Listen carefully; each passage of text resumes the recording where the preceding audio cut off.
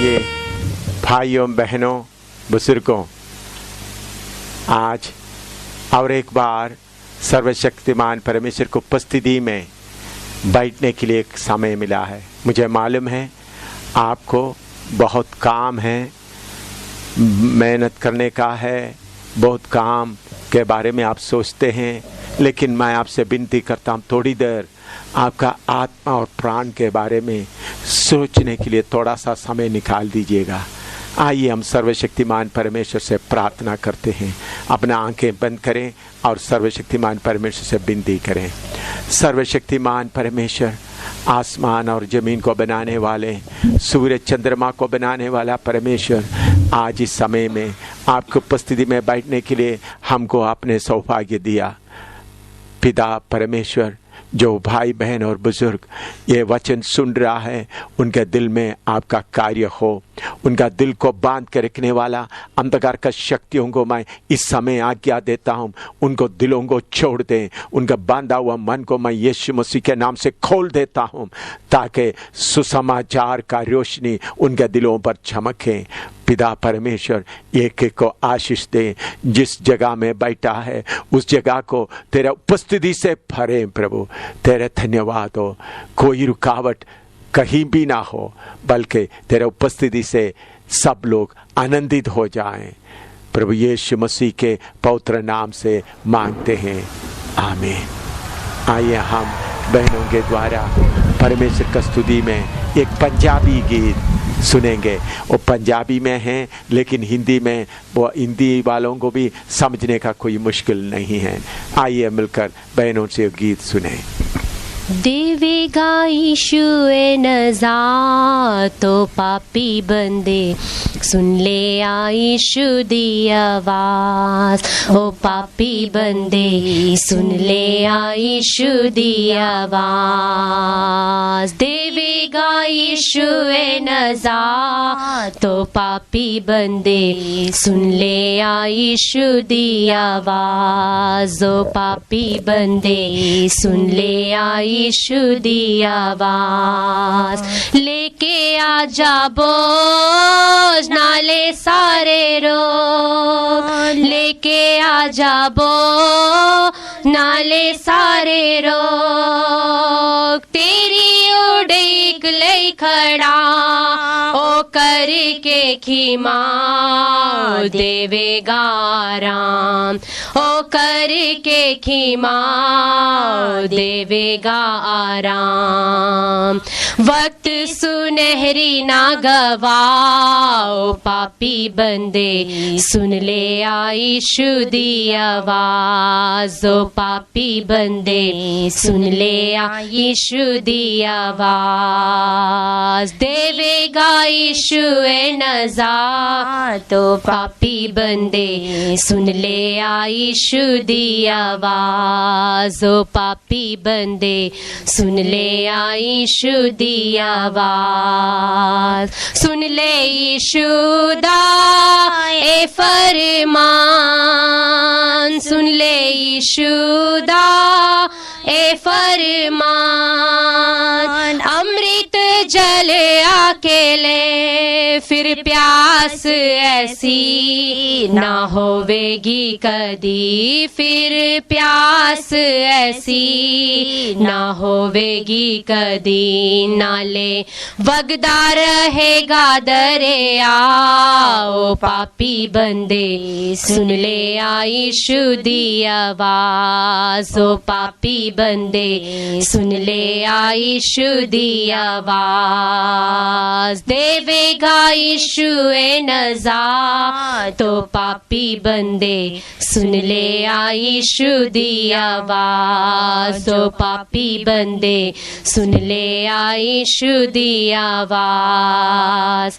मिलेगा नहीं फिर सच्चा कलाम, मिलेगा नहीं फिर सच्चा कलाम। चाहे तो लभदा फिरे ना बीच जहां ना थल्ले आसमान, ना बीच जहां ना थल्ले आसमान। वाणी दा पै जाएगा कालो पापी बंदे, सुन ले आयशु दी आवाज। ओ पापी बंदे सुन ले आयशु दी आवाज। देवेगा यीशु ए नज़ा तो पापी बंदे सुन ले आयशु दी आवाज। ओ पापी बंदे सुन ले आयशु दी आवाज। फूलां दे वांगर है तेरी शान, फूलां दे वांगर है तेरी शान। मिट जाएगी हवा दी तरह फिर दिन सुख दे ना आवनगे, फिर दिन सुख दे ना आवनगे। नाले सदा रहेगा तू लाचारो पापी बंदे सुन ले आयशु दी आवाज। ओ पापी बंदे सुन ले आयशु दी आवाज। देवेगा यीशु ए नज़ा तो पापी बंदे सुन ले आयशु दी आवाज। ओ पापी बंदे सुन ले आयशु दी आवाज। फूलां दे वांगर है तेरी शान, फूलां दे वांगर है तेरी शान। मिट जाएगी हवा दी तरह फिर दिन सुख दे ना आवनगे, फिर दिन सुख दे ना आवनगे। नाले सदा रहेगा तू लाचारो पापी बंदे सुन ले आयशु दी आवाज। ओ पापी बंदे सुन ले आयशु दी आवाज। देवेगा यीशु ए नज़ा तो पापी बंदे सुन ले आयशु दी आवाज। ओ पापी बंदे सुन ले आयशु दी आवाज। यीशु मुकद्दसा नु लेगा उठा, यीशु मुकद्दसा नु लेगा उठा। ताकि ओ राज कर नहीं ता करेगा शैतान, ओखी तेरी जान नहीं ता करेगा शैतान। फिर ओखी तेरी जान फिर पावेगा अबदी सजा। ओ पापी बंदे सुन ले आयशु दी आवाज। ओ पापी बंदे सुन ले आयशु दी आवाज। देवेगा यीशु ए नज़ा तो पापी बंदे सुन ले आयशु दी आवाज। ओ पापी बंदे सुन ले आयशु दी आवाज। प्यारो, हम सब पापी है, सारे मानव जाति पापी है। अभी परमेश्वर के भक्तों ने गीत गाया, पापी बंदे आ। मैं भी पापी का हालत में जीवन बिताता था। आइए इस सुबह के इस समय जब प्रभु ने समय हमको दिया है, इस समय उसका वचन हम थोड़ा समझने के लिए कोशिश करें। इसके पहले मैंने आपको समझाया था शारीरिकता या फ्लैश कैसा मनुष्य के अंदर उत्पन्न हुआ। सर्वशक्तिमान परमेश्वर मनुष्य को अपने हाथों से बनाया।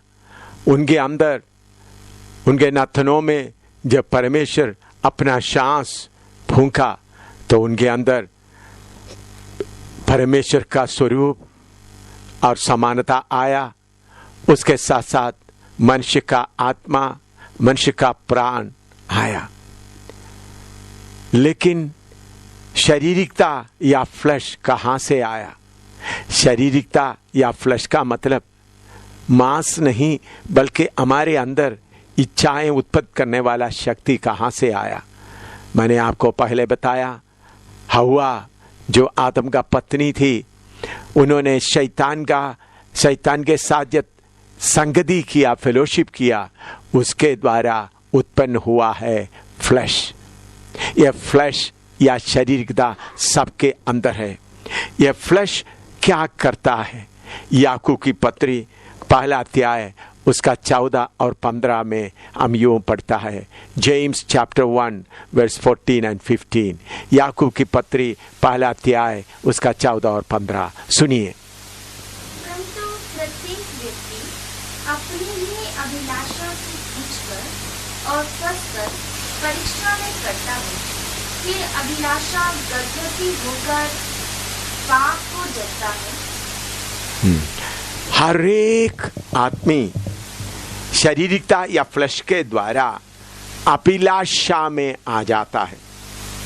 अभिलाषा में खींचकर फंसकर परीक्षा में पड़ता है और अभिलाषा गर्भवती होकर पाप को जमता है।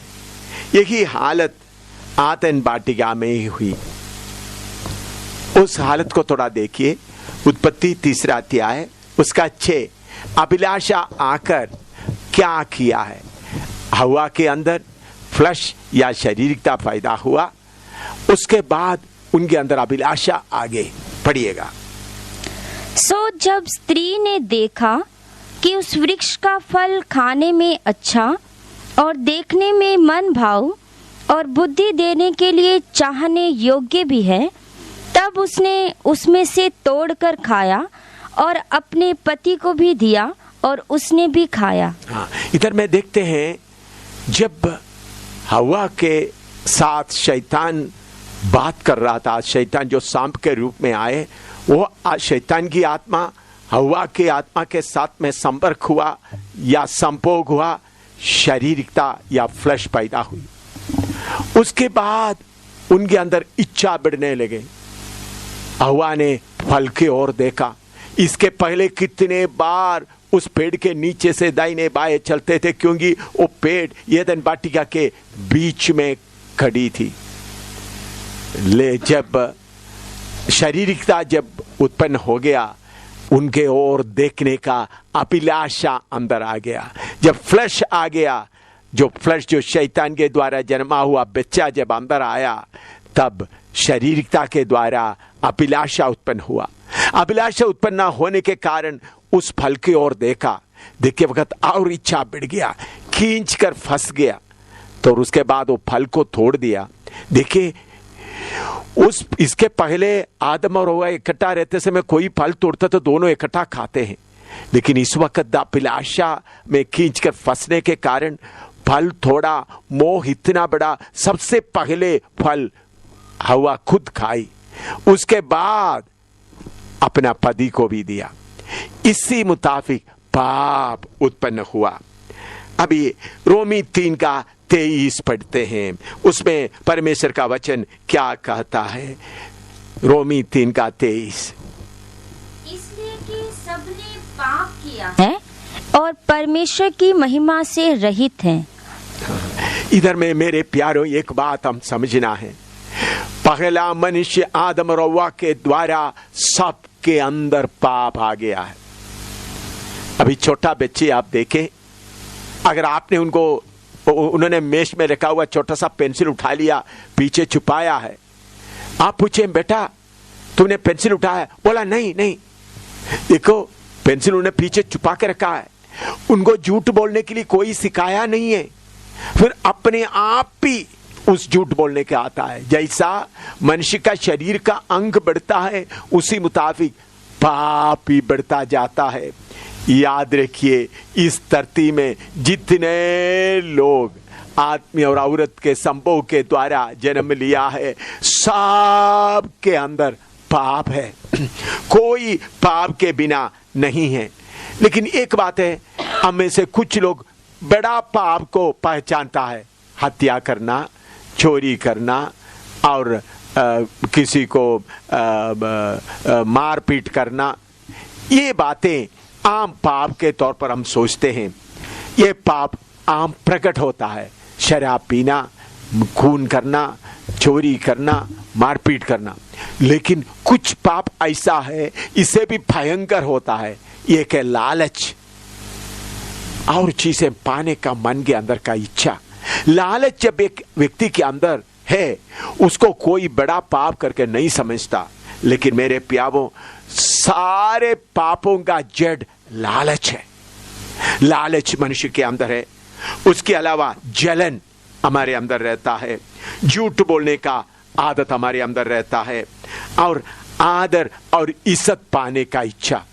ठीक है, शराब नहीं पीता, चोरी नहीं करता, रिश्वत नहीं लेता, फिर भी बाकी लोग मुझे थोड़ा सा तारीफ करें, बाकी लोगों के सामने मुझे थोड़ा इज्जत मिल जाए, अपने आप को प्यार करने का, ये सारी बातें, ये सब पाप के वसीला से हमारे अंदर में आते हैं।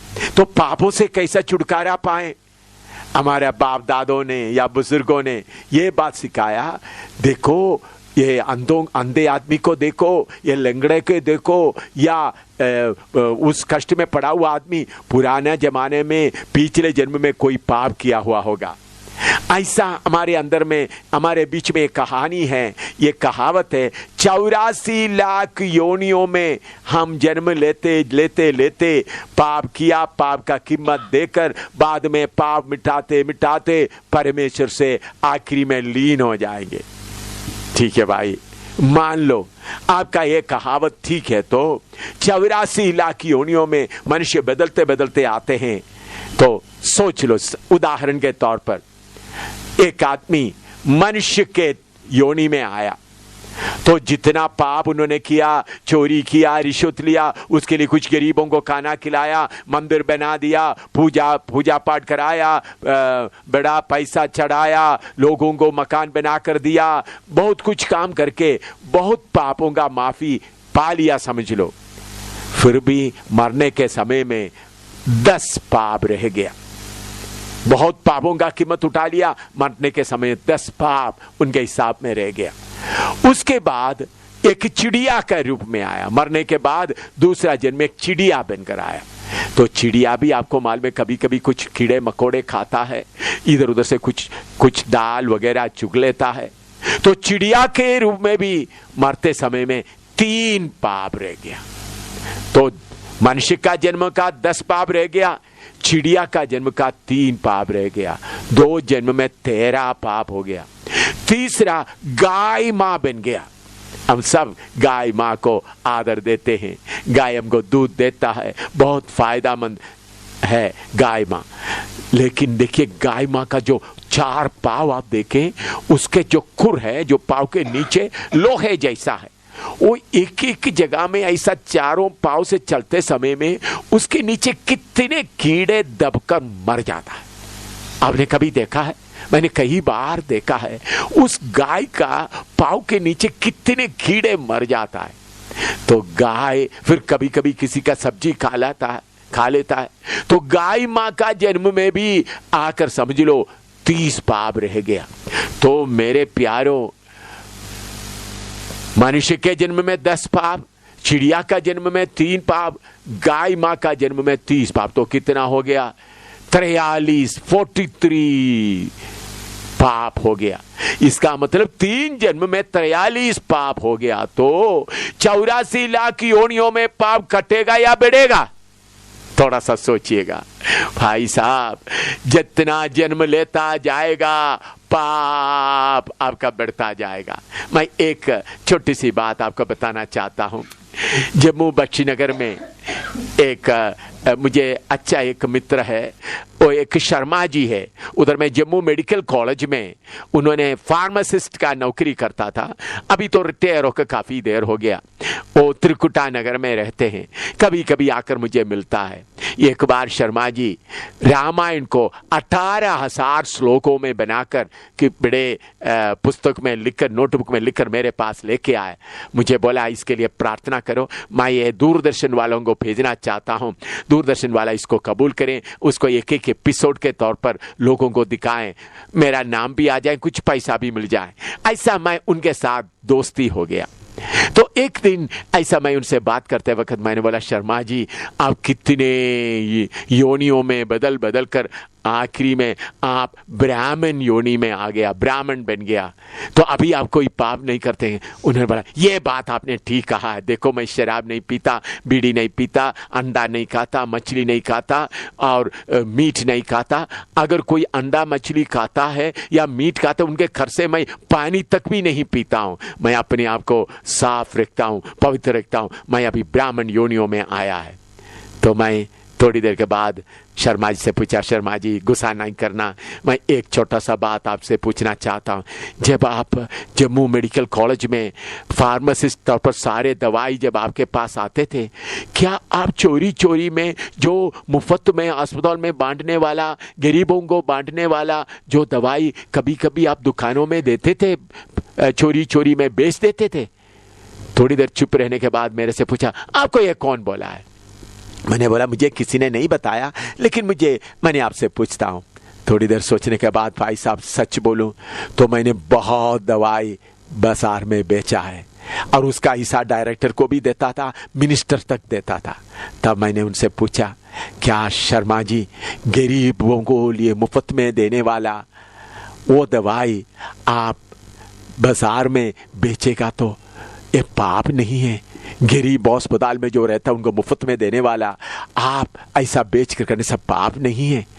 उन्होंने बोला, ये पाप है, मुझे मालूम है। थोड़ी देर चुप कर रहने के बाद उन्होंने बोला, देखो साहब मैं क्या बोलूं, मैं ब्राह्मण तो है फिर भी अब मनुष्यों को भी लूटता है, भगवान को भी लूटता है। मेरे प्यारो, मैं ये बोलने का मतलब मैं शर्मा जी को नीचे करने का नहीं, बल्कि आप ये ना सोचिएगा आप 84 लाख योनियों में बदल कर आएंगे और आखिरी में परमेश्वर में लीन हो जाएंगे। मेरे प्यारे भाई बहन बुजुर्ग, ये झूठ है, ये झूठ है। याद रखे, अब एक ही बार मनुष्य का रूप लेकर आया, मनुष्य का जन्म लेकर आया, इसके बाद याद रखना मेरे अजीज भाई बहन, आप दूसरा कोई जन्म लेकर इस धरती में नहीं आएंगे। आप चिड़िया बनकर नहीं आएंगे, आप मछली बनकर नहीं आएंगे, आप दूसरा अंधा बनकर नहीं आएंगे। एक ही बार आपको इस पृथ्वी में आने का मौका मिला है, अब जीते ही पाप का माफी नहीं मिला है तो मेरे अजीज भाई बुजुर्ग, नौजवान, बहन, बेटी, बेटा, तुम आग के झील में नरक में तड़पोगे। कितना देर तक? युगान युग तक। इधर में आपने 10-15 साल का या 40 साल 50 साल का मजा उठाया, धन दौलत का मजा उठाया, लेकिन याद रखना मेरे अजीज भाई बहन बुजुर्ग, तुम नरक की आग में हमेशा तक तड़पते रहोगे, क्योंकि पाप आपको उस जगह में लेकर आ जाएगा। इसलिए मेरे प्यारों, पाप से छुटकारा पाना बहुत जरूरी है। कुछ लोग सोचते हैं योगाभ्यास के द्वारा पापों का छुटकारा हो जाएंगे। मेरे प्यारों, मैंने भी योगा प्रैक्टिस किया। योगा से क्या मिलता है? आपके अंदर में जल्दी जल्दी उठने वाला भावना को थोड़ा कंट्रोल कर देता है। जैसा कुत्ते को हम टेम करता है या कोई जानवर को, इसी मुताबिक आपके अंदर आने वाला पाप को, एकदम अंदर आने वाला गुस्सा, बाकी चीज को आप थोड़ा कंट्रोल कर देता है। लेकिन पाप आपसे योगा के द्वारा मिटता नहीं।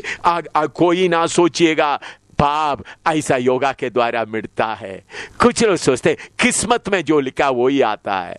मेरे प्यारों, परमेश्वर किस्मत में लिख कर रखकर काम नहीं करता, बल्कि अंतर्ज्ञानी परमेश्वर को मालूम है आप क्या बनेगा। इसलिए अंतर्ज्ञानी परमेश्वर, जो सबको अच्छी तरह जाने वाला परमेश्वर, जो अपना फोर नॉलेज के द्वारा, अपना ज्ञान के द्वारा बोल सकता है, लिख सकता है ये करेंगे, लेकिन परमेश्वर ऐसा करने के कारण ऐसा नहीं सोचना मेरे तकदीर में, मेरे किस्मत में लिखा है इसलिए मैं पाप रखता। कुछ लोग मेरा किस्मत में लिखा मैं चोर बन जाऊं, मेरे किस्मत में लिखा मैं डाकू बन जाऊं, मेरे किस्मत में लिखा है मैं जेब काटने वाला बन। ऐसा नहीं भाई, तुम अपना मर्जी से, अपना आजाद मर्जी से पाप का रास्ता अपनाता है। ये मत बोलना मेरा किस्मत के कारण मैं ऐसा होता हूं, किस्मत के कारण नहीं। कुछ लोग सोचता है ये विकलांग है, अंधे हैं, ये सब पुराना पाप के कारण होता। ऐसा नहीं भाई, विकलांग को,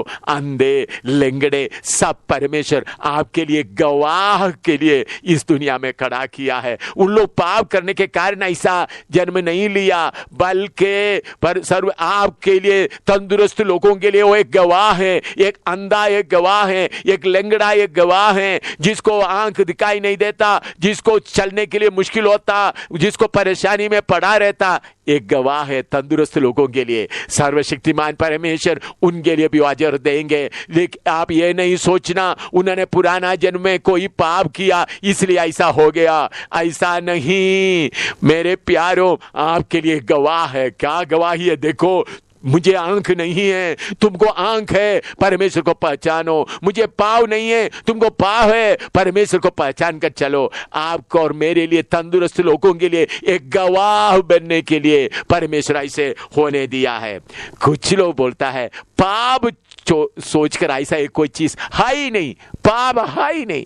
ये मनुष्य का अपने दिल का कमजोरी है। जो कमजोर आदमी सोचता है पाप, लेकिन मैंने ऐसा लोगों से, बहुत लोगों से बात किया, पाप नहीं है, पाप नहीं है। लेकिन मैंने आगे जाते जाते जाते जब उन लोग थोड़ा सा उम्र में आते फिर पछताना लगता है, पाप है, पाप है, परमेश्वर मुझे माफ करो। भाई, पाप नहीं करके थोड़ा सा बोलने से काम नहीं बनेगा।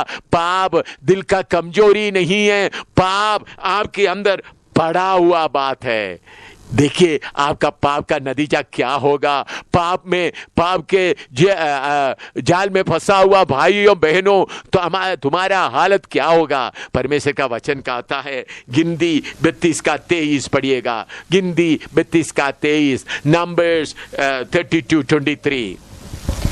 और यदि तुम ऐसा ना करो तो यहोवा के विरुद्ध पापी ठहरोगे, और जान रखो कि तुमको तुम्हारा पाप पकड़ेगा। मेरे प्यारों, याद रखें, सर्वशक्तिमान परमेश्वर का वचन कहता है तुम्हारा पाप तुमको पकड़ेगा।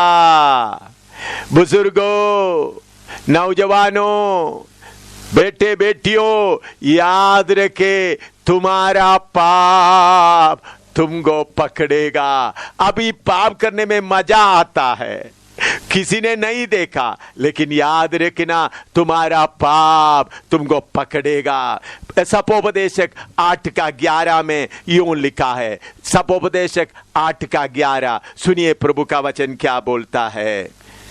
बुरे काम के दंड की आज्ञा फुर्ती से नहीं दी जाती, इस कारण मनुष्यों का मन बुरा काम करने की इच्छा से भरा रहता है। बुरे काम का दंड का आज्ञा एकदम ना होने के कारण मनुष्य जल्दी जल्दी पाप करने में लगता है। एक बार चोरी किया, किसी ने नहीं पकड़ा, फिर चोरी करने के लिए तैयार हो जाता है। एक बार जेब काटा, किसी ने नहीं पकड़ा, फिर जेब काटने के लिए तैयार हो जाते हैं। एक बार रिश्वत लिया, किसी ने नहीं पकड़ा, फिर रिश्वत लेने के लिए तैयार हो जाता है। एक बार व्यभिचार किया, किसी ने नहीं पकड़ा, और व्यभिचार करने के लिए तैयार हो जाते हैं। एक बार दूध में पानी मिला दिया तो किसी ने नहीं पकड़ा, तो फिर ऐसा मिलावट करने शुरू होता है। लेकिन याद रखें, परमेश्वर आपको क्यों सजा नहीं देता। वो प्यार से भरा हुआ परमेश्वर आपका पाप का सजा देगा तो आपका मौका खत्म हो जाएगा, आप आग के झील में चले जाएंगे। इसलिए परमेश्वर आपको बार बार मौका देता है। रिश्वत लेने वालों, चोरी करने वालों, जेब काटने वालों, लालच से भरे हुए लोगों, गंदा काम करने वालों, याद रखना परमेश्वर आपको बार बार मौका देता है ताकि आप अपना पापों से मुड़े, चोरी करने वाला आदत से मुड़े, रिश्वत लेने का आदत से मुड़ जाएं, गंदे काम करने का आदत से मुड़ जाएं, व्यभिचार करने का हालत से मुड़ जाएं। परमेश्वर आपको बार बार मौका देता है। यह परमेश्वर का प्यार है, यह परमेश्वर का प्यार आपके लिए। इसलिए आपने जितना पाप किया उसका सजा नहीं मिला। इसका मतलब यह नहीं मैं पाप करता रहूं। मेरे भाई, मेरे बुजुर्ग, मेरे नौजवान, तुमने कितना पाप किया, उसका सजा तुमको नहीं मिला। इसका मतलब यह नहीं तुम बार बार पाप करते रहो, ऐसा नहीं। आइए पढ़िएगा। आपने सोचेंगे किसी ने देखा नहीं, आपका पाप किसी ने देखा नहीं। यिर्मयाह 16 अध्याय का 17 पढ़िएगा। कभी कभी हम सोचते हैं मैंने रिश्वत लिया है, कोई देखा नहीं, मैंने चोरी किया, कोई देखा नहीं, मैंने व्यभिचार किया, कोई देखा नहीं, मैं ऐसा करता रहूंगा। पढ़िएगा यिर्मयाह 16 का 17 पढ़िएगा। क्योंकि उनका पूरा चाल चलन मेरी आंखों के सामने प्रकट है, वह मेरी दृष्टि से छिपा नहीं है। सर्वशक्तिमान परमेश्वर का आंख सबकी ओर देखता है। आपका सारा चाल चलन उनके सामने प्रकट है। आप चोरी करने के लिए जब गए, रिश्वत करने के लिए जब गए, आप गलत काम करने के लिए गए, व्यभिचार करने के लिए गए, ये सारे रास्ता सर्वशक्तिमान परमेश्वर के सामने प्रकट है। उनके आंख से कोई छुप नहीं सकता। पुलिस से छुप सकता है, पति पत्नी से आपस में छुप सकता है, सरकार से छुप सकता है, लेकिन मेरे प्यारे भाई बहन याद रखे, सर्वशक्तिमान परमेश्वर की आंखों से कोई छुप नहीं सकता। उसे यहेजकेल की किताब 11 का 5 भी पढ़िएगा। यहेजकेल की किताब 11 का 5।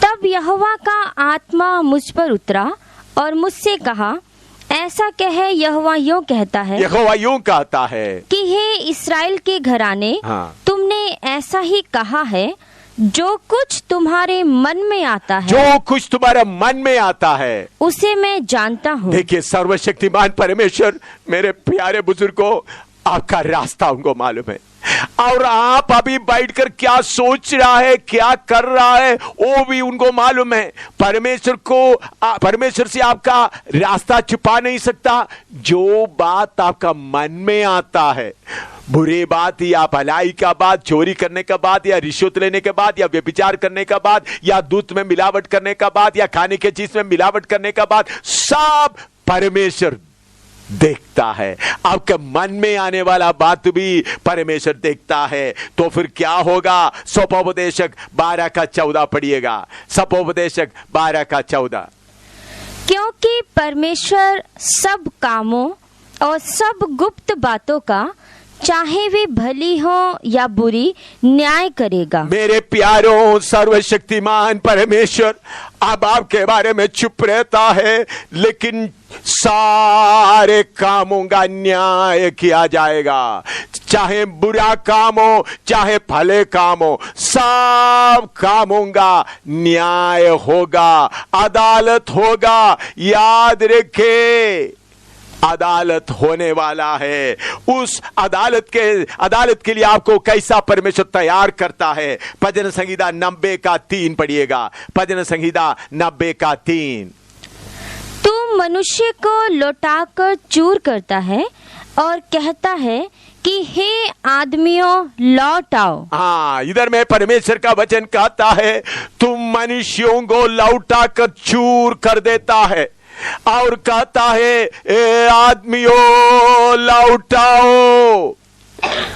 आप ये नहीं सोचना आप गाय बन जाएंगे, आप चिड़िया बन जाएंगे, या मछली बन जाएंगे। नहीं मेरे प्यारे भाई बहन, एक समय आएगा, सर्वशक्तिमान परमेश्वर आज्ञा देगा, ये मनुष्य के संतान लौटाओ। तब क्या होगा? प्रकाशित वाक्य 20 का 11 से 14 तक पढ़िएगा।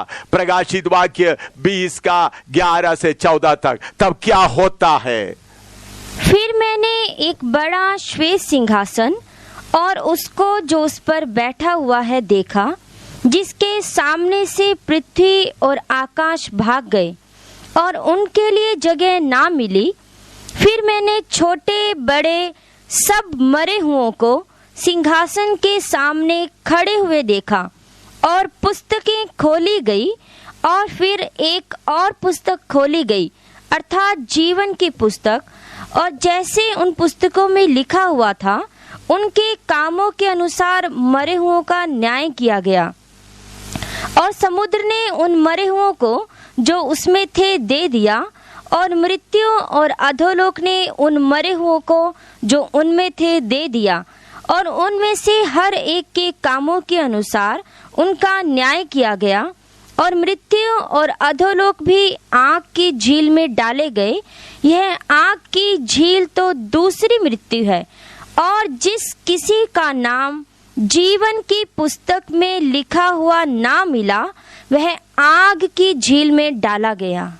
मेरे प्यारों, जैसा आप ये सीढ़ी देख रहा है, ये कोई स्वप्न नहीं है, आप बैठकर देख रहा है, इसी मुताबिक एक सच्चाई है। हम सब को सर्वशक्तिमान परमेश्वर के अदालत के सामने खड़ा होना पड़ेगा।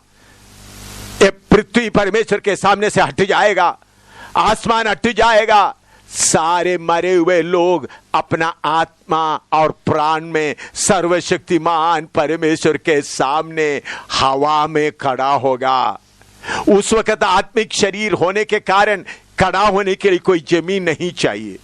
एक सर्वशक्तिमान परमेश्वर के सामने खड़ा होंगे। पीर पैगंबर सब खड़े होंगे, गुरु सब खड़े होंगे, नबी सब खड़े होंगे, अवतार सब खड़े होंगे, सारे बड़े बड़े भक्त लोग सब उधर खड़े होंगे, सारे बाबे लोग भी उधर खड़े होंगे, आप भी खड़े होंगे। सब परमेश्वर के उस अदालत के सामने खड़े होंगे। याद रखना, ये कोई कहानी नहीं, ये कोई स्वप्न नहीं, ये एक सच्चाई है। मेरे प्यारे भाई बहन, मरने के बाद जब परमेश्वर का योजना इस धरती का जब समाप्त होगा, परमेश्वर इस धरती को नाश करेगा, उसके बाद परमेश्वर नया धरती नया आसमान बनाने के साथ साथ सारे मनुष्य को परमेश्वर के सामने खड़ा होना पड़ेगा, और आपका अदालत में आपका हिसाब किताब लिया जाएगा। आपका पूरा, जैसा कोई अदालत में खड़ा हुआ होता, उधर जज बैठता है, मुजरिम एक जगह में खड़ा होता है और उधर में गवाहों को बुलाता है, उसी मुताबिक सर्वशक्तिमान परमेश्वर भी अपना गवाहों को बुलाएगा। आयुब की किताब 20 का 27 पढ़िएगा। पर सर्वशक्तिमान परमेश्वर का गवाह कौन है? कोई मनुष्य है या कौन है? आयुब की किताब 20 का 27। आकाश उसका अधर्म प्रकट करेगा और पृथ्वी उसके विरुद्ध खड़ी होगी। मेरे प्यारो, आकाश सबके लिए बराबर है, हिंदुओं के लिए, मुसलमान के लिए, ईसाई के लिए, बुद्धिस्ट के लिए, कोई भी क्यों, सिख धर्म का, वो किसी का परवाह नहीं करता, सबके लिए बराबर है। जमीन भी सबके लिए, किसी का तरफदारी नहीं करता। हिंदू कुछ बोए या मुसलमान बोए या परमेश्वर है ही नहीं बोलने वाला बोए, परमेश्वर को गाली देते हुए बोए, पृथ्वी से अपने अपने जो चीज बोया है उपज निकल आ जाता है। इसी मुताबिक सर्वशक्तिमान परमेश्वर के सामने आपके खिलाफ पृथ्वी और आसमान आकर गवाह देंगे। जो पाप आपने खुलेआम किया है, कैसा आपने चोरी चोरी में दूध में पानी मिलाया, चीनी में रेत मिलाया और खाने के चीजों में मिलावट कर दिया, मिट्टी के खाने का तेल में आप यूज्ड इंजन ऑयल इस्तेमाल किया, दूध में आपने क्या क्या मिलाया, ये सारे प्रकट हो जाएंगे। आपने जितना रिश्वत लिया, व्यभिचार किया, खून किया, वो सब किसी ने पकड़ा नहीं, तो भी परमेश्वर का आंख उसको देख रहा था और परमेश्वर को आपका मन की बातें मालूम है। लेकिन पृथ्वी आकर गवाही देंगे, हाँ इन्होंने ये पाप किया है, इन्होंने इनका खून इधर बहाया है, इन्होंने ऐसे चोरी किया। पृथ्वी और आसमान आकर खड़े हो जाएंगे, उस वक्त आपका बाबा या आपका गुरु कोई काम में नहीं आएगा। गुरु आपको मदद नहीं कर सकेगा। जिसको आपने बिछुई करके रखा है उन्होंने आपको मदद नहीं कर सकता, वो भी उधर में लाइन में खड़ा है।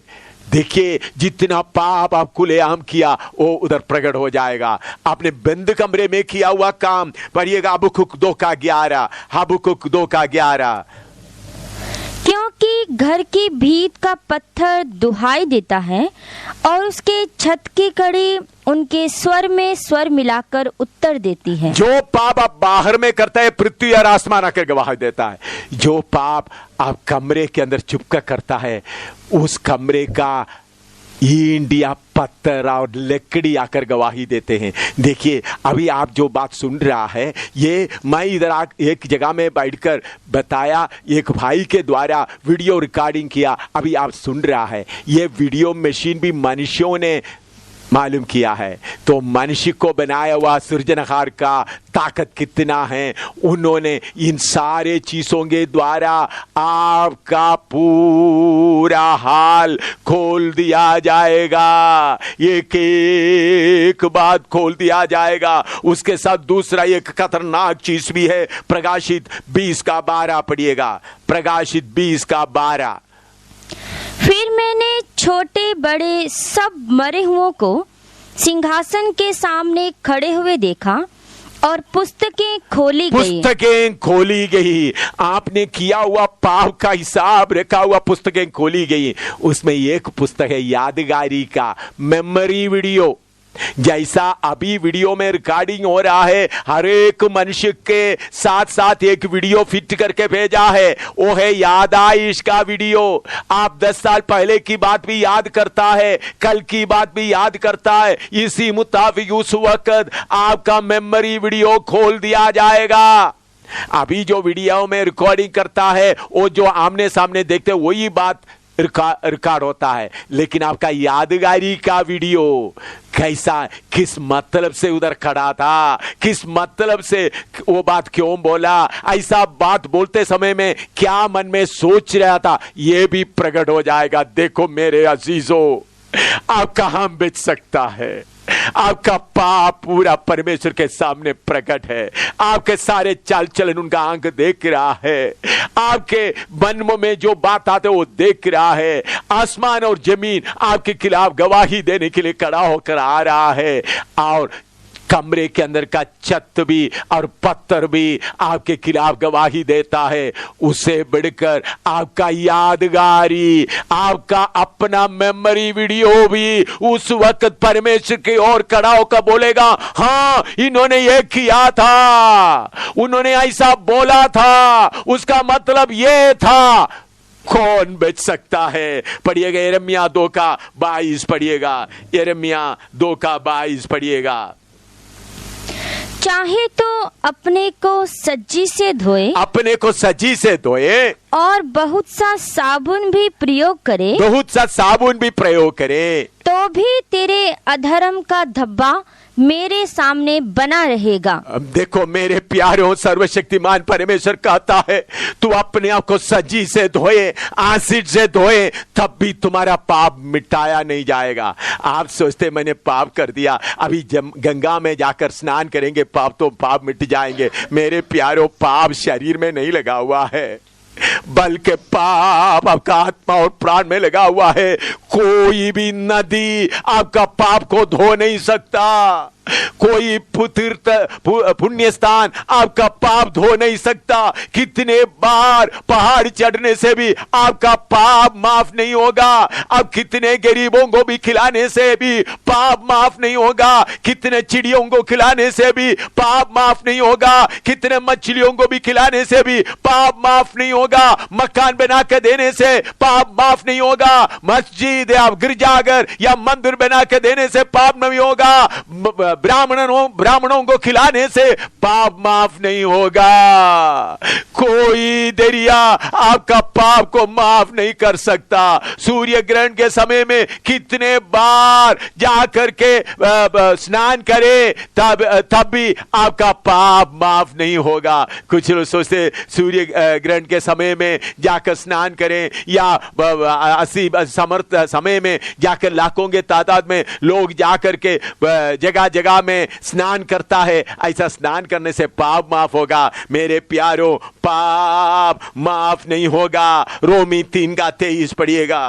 रोमी पाप कैसा माफ हो सकता है? रोमी 3:23। इसलिए कि सबने पाप किया है, सबने पाप किया है और परमेश्वर की महिमा से रहित हैं। सबने पाप किया, सब मनुष्य, गुरुओं, अवतारों, नबी लोगों, सत्संग चलाने वाले बाबे लोग, सब पाप किया है। उसके लिए रास्ता किधर है? रोमी 6:23 पढ़िएगा। क्योंकि पाप की मजदूरी तो मृत्यु है, परंतु परमेश्वर का वरदान हमारे प्रभु मसीह यीशु में अनंत जीवन है। पाप का मजदूरी मौत है। मौत का मतलब मेरे प्यारों, ये शरीर छोड़कर आप जो आराम में जाते हैं उसको परमेश्वर के वचन के अनुसार नींद कहा जाता है। जब एक आदमी, हम तो उसको मौत कहता है, अपना शरीर छोड़कर जाता है, लेकिन परमेश्वर के हिसाब से वो नींद है असली। इसलिए परमेश्वर भजन संगीता में हमने पढ़ा, मनुष्यों लौटाओ, और प्रकाशित वाक्य में पढ़ा सारे परमेश्वर के सामने खड़ा हो जाए। तो असली मौत क्या है? परमेश्वर से दूर होकर आग के झील में, नरक की आग में जलने का हालत को मौत कहता है। शरीर का मौत एक नींद है। जैसा शाम को हम सो जाते हैं, सुबह हम उठ जाता है, इसी में तो मनुष्य, तुम्हारा शरीर से इस दुनिया की मौत के द्वारा थोड़ी देर के लिए नींद में जाएगा, बाद में आपको जगाया जाएगा। वो मौत नहीं। असली मौत क्या है? आप हमेशा तक के लिए, हमेशा तक के लिए, हमेशा तक के लिए आग के झील में जलता रहेगा, तड़पता रहेगा। वो मौत है। लेकिन उसके लिए सर्वशक्तिमान प्रभु यीशु मसीह के द्वारा एक रास्ता खोला है। उसके बारे में बताना चाहता हूं। मत्ती सुसमाचार 1 अध्याय उसका 21वां पद पढ़िएगा। मत्ती सुसमाचार 1 अध्याय उसका 21वां पद पढ़िएगा। वह पुत्र जनेगी और तू उसका नाम यीशु रखना, क्योंकि वह अपने लोगों का उनके पापों से उद्धार करेगा। हाँ मेरे प्यारों, बहुत तेरा लोगों को यीशु का नाम का मतलब मालूम नहीं। उन लोग सोचते हैं ईसाई धर्म का गुरु है यीशु। मेरे प्यारों, प्रभु यीशु मसीह ईसाई लोगों के लिए नहीं आया। यीशु मसीह सारे दुनिया के लोगों के लिए आया। उनका जन्म का जगह आप देखें, बेतलहम में, जो सर्वशक्तिमान परमेश्वर मनुष्य का रूप में आकर जन्म लिया, सारे पृथ्वी का मरकज में जन्म लिया। उत्तर में नहीं, दक्षिण में नहीं, पूर्व में नहीं, पश्चिम में नहीं, बल्कि सारे दुनिया के लोगों के लिए। उनका नाम यीशु रखेगा। यीशु का मतलब है पापों से छुड़ाने वाला। यीशु मसीह का मतलब है पापों से छुड़ाने के लिए अभिषेक करके भेजा हुआ व्यक्ति। वो ईसाइयों का गुरु नहीं, तुम्हारा पापों को छुड़ाने वाला। यूहन्ना 1:29 पढ़िएगा। यूहन्ना 1:29। दूसरे दिन उसने यीशु को अपनी ओर आते देखकर कहा, देखो यह परमेश्वर का मेमना है जो जगत का पाप उठा ले जाता है। जगत का पाप उठा ले जाता है। जगत में जितने लोग रहते हैं, हमारे हिंदू भाइयों का पापों को उठा के ले जाने वाला, हमारे मुसलमान भाइयों का पाप को उठा के ले जाने वाला, हमारे सिख भाइयों का पापों को उठा के ले जाने वाला, हमारे धर्मी लोगों का पाप का बोझ को उठा के ले जाने वाला, जैनी लोगों का पाप का बोझ को उठा के ले जाने वाला, ईसाइयों का पाप का बोझ उठा के ले जाने वाला, सब का पाप का बोझ उठा के ले जाने वाला।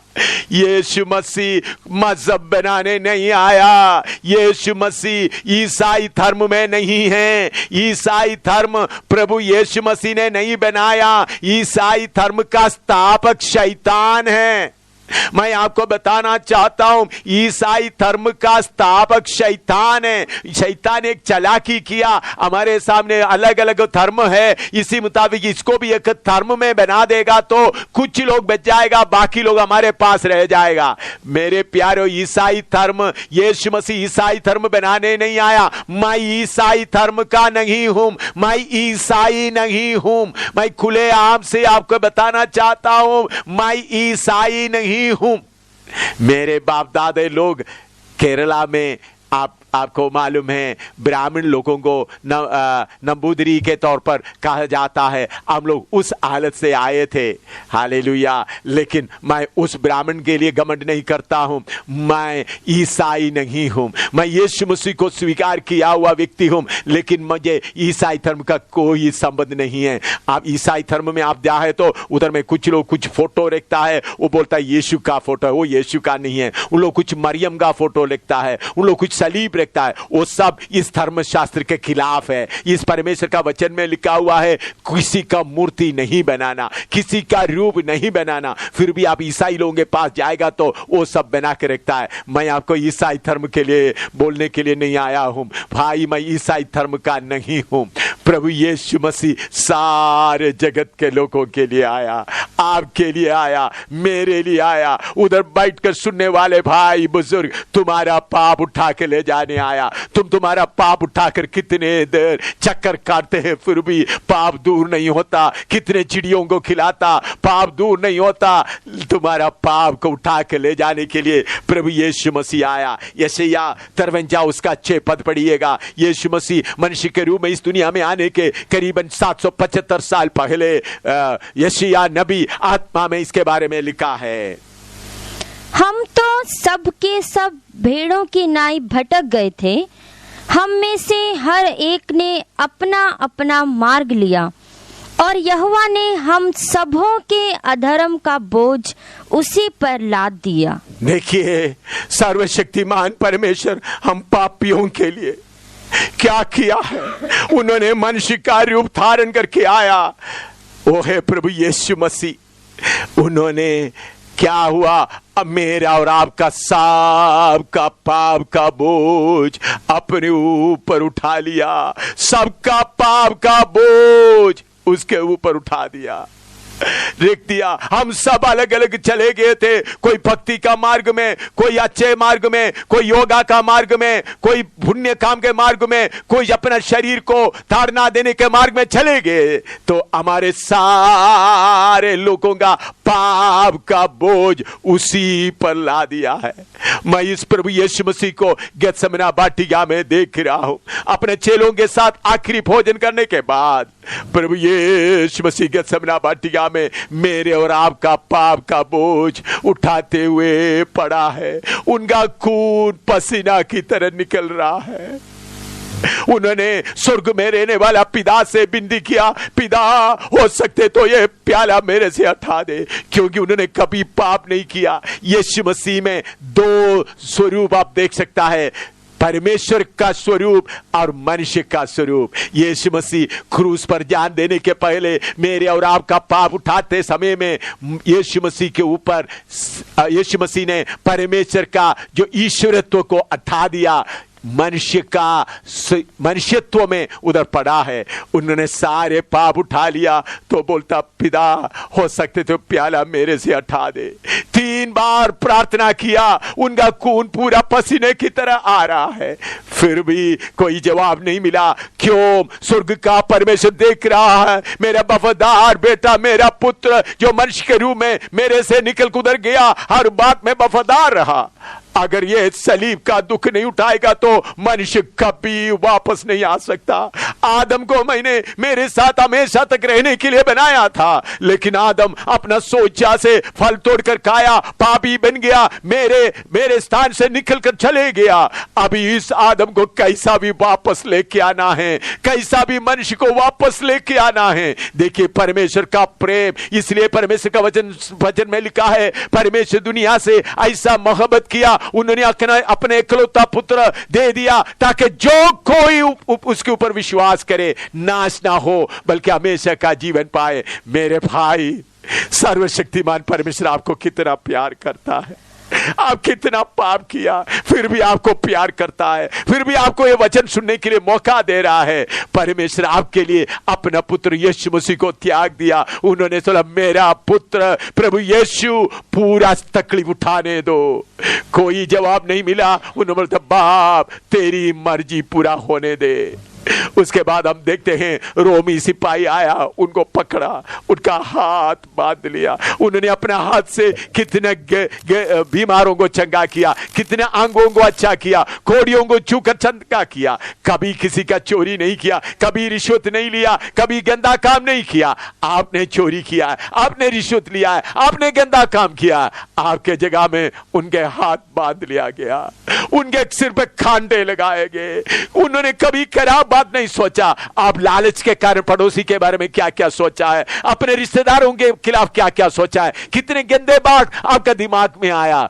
आपके दिमाग के जगह में उनके सिर में खांडे रखे गए, उनके मुंह में जोर से मार रहा है।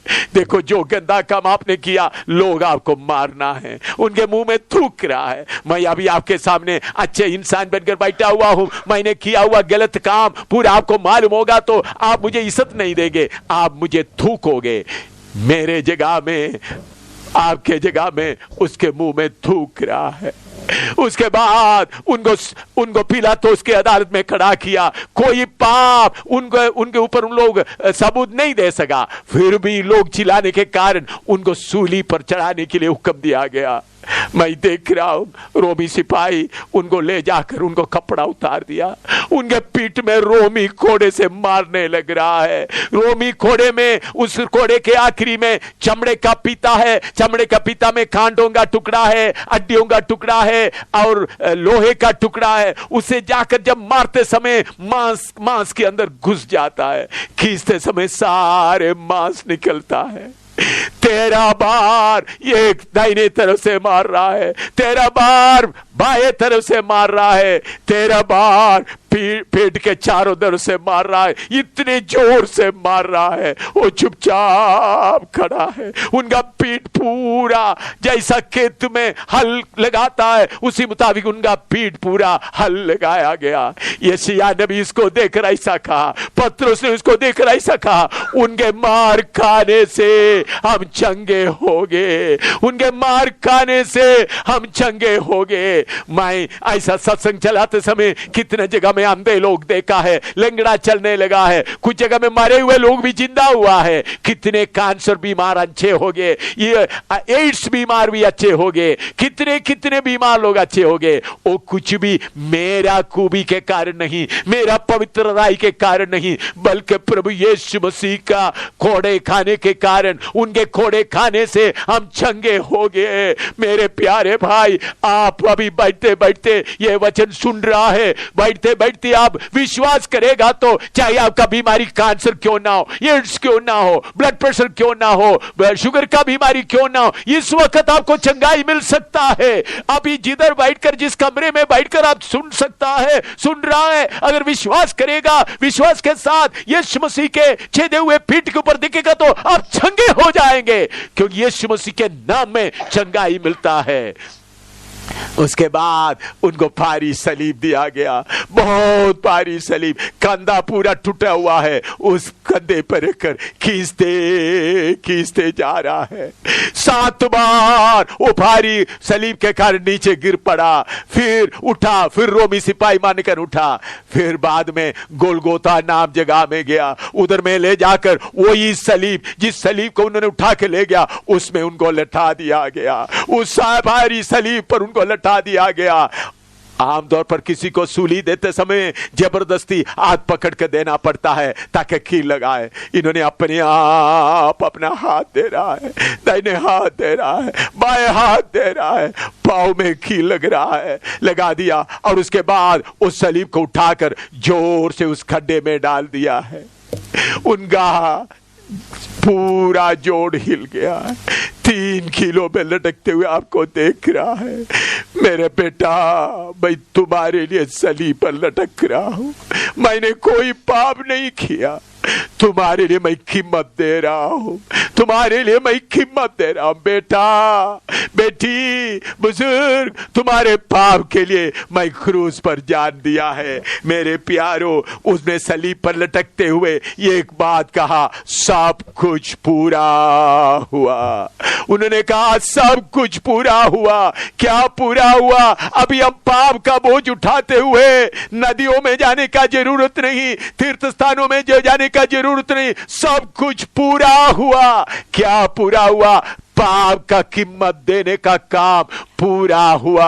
आपका पाप का कीमत देने का सारे काम पूरा हुआ। इसलिए अब पाप का माफी के लिए लोगों को कुछ खिलाने का जरूरत नहीं, चिड़ियाओं को खिलाने का जरूरत नहीं, तीर्थ स्थानों में जाने का जरूरत नहीं, गंगा नदी में जाकर पूजा करने का या स्नान करने का जरूरत नहीं। यीशु के पास आओ। यशायाह नबी कहता है, यशायाह 1:18 पढ़िएगा, पढ़कर मैं जल्दी समाप्त करूंगा। यशायाह 1:18 पढ़िएगा। यहोवा कहता है, आओ हम आपस में वाद विवाद करें। तुम्हारे पाप चाहे लाल रंग के हो तो भी वे हिम की नाई उजले हो जाएंगे, और चाहे अर्गवानी रंग के हो तो भी वे ऊन के समान श्वेत हो जाएंगे। इधर में मेरे प्यारो, सर्वशक्तिमान परमेश्वर कहता है, चाहे तुम्हारा पाप लाल रंग का क्यों ना हो, चाहे अग्रवानी रंग का क्यों ना हो, उनके समान सफेद हो जाएंगे। कैसा? यीशु मसीह ने कीमत दिया है, किसी ने कीमत दिया है। मैं एक पापी इंसान, मैं तो पढ़े लिखे है, कैप्टन है, इंजीनियर है, सब कुछ है, लेकिन पाप का भंडार था, पाप में जीवन बिताता था। योगाभ्यास प्रैक्टिस किया, बड़ा फिलोसफी, बहुत स्वामी विवेकानंद का और डॉक्टर राधा कृष्ण का फिलोसफी, बहुत कुछ फिलोसफी पढ़कर आगे चल रहा था, लेकिन अंदर में पाप था।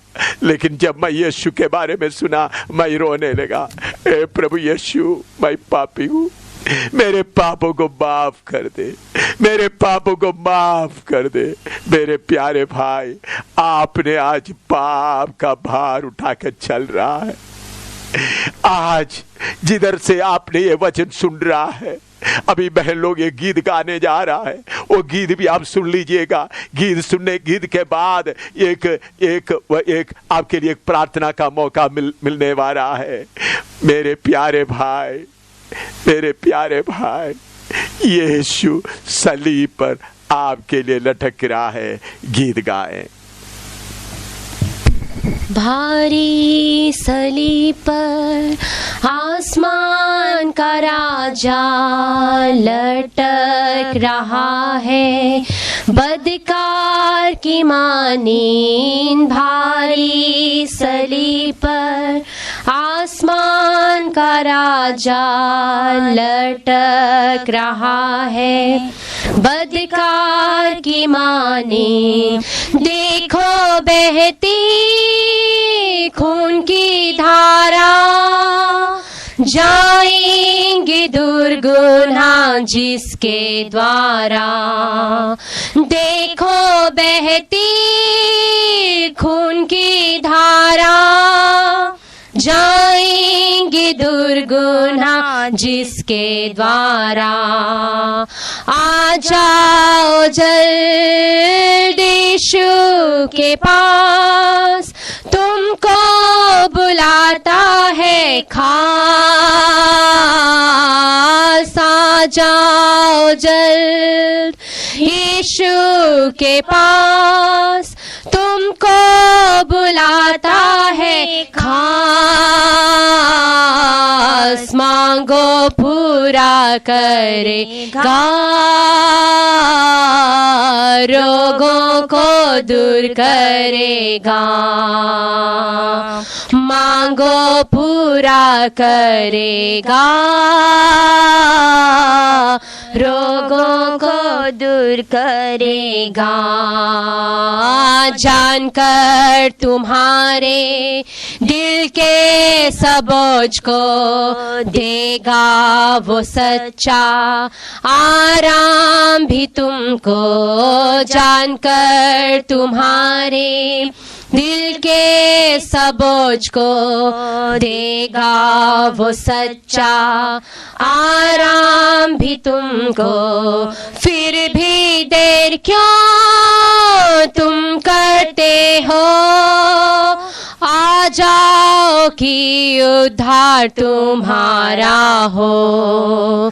फिर भी देर क्यों तुम करते हो, आ जाओ कि उद्धार तुम्हारा हो।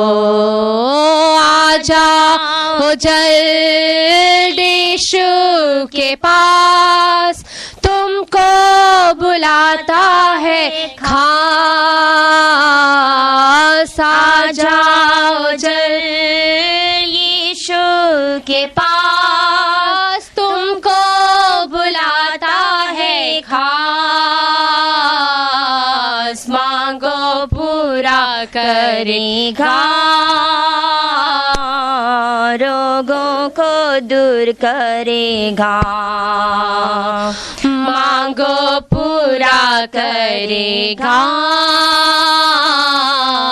रोगों को दूर करेगा। नित्य जीवन के सोते पास आओ, ताकि तुम नित्य जीवन को पाओ। नित्य जीवन के सोते पास आओ, ताकि तुम नित्य जीवन को पाओ। ना कभी वो रद्द करेगा, रास्ते के रास्ते में ले जाएगा। ना कभी वो रद्द करेगा, रास्ते के रास्ते में ले जाएगा। आ जाओ जल्दी यीशु के पास, तुमको बुलाता है खास।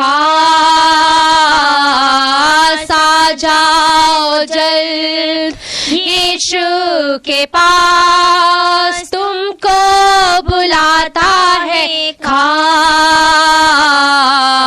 मांगो पूरा करेगा,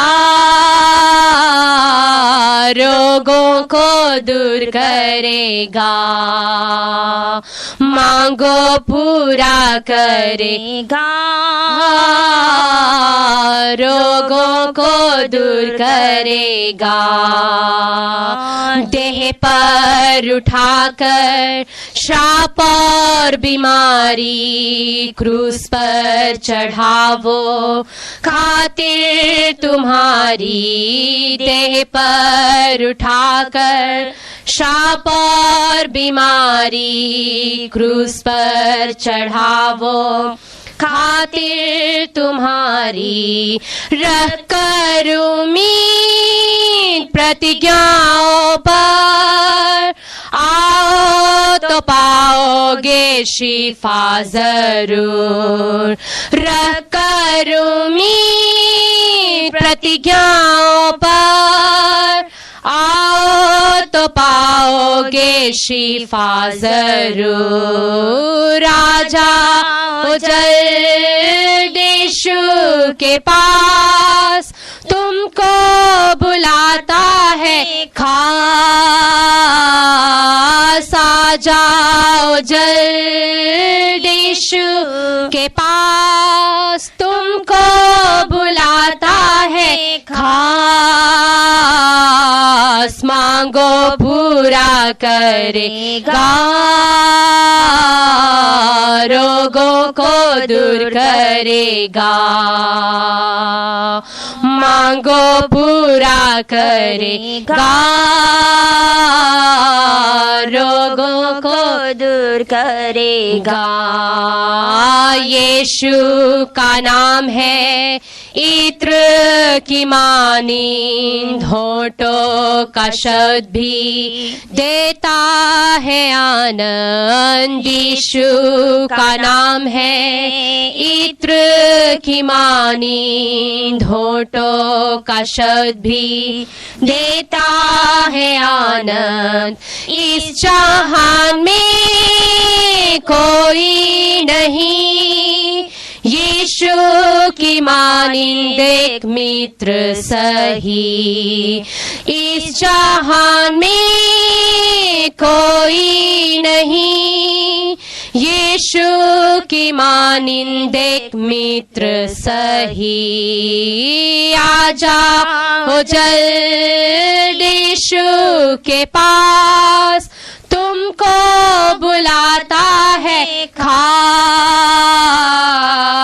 आ जाओ जल्द यीशु के पास, तुमको बुलाता है खास। मांगो पूरा करेगा, रोगों को दूर करेगा। मांगो पूरा करेगा, रोगों को दूर करेगा।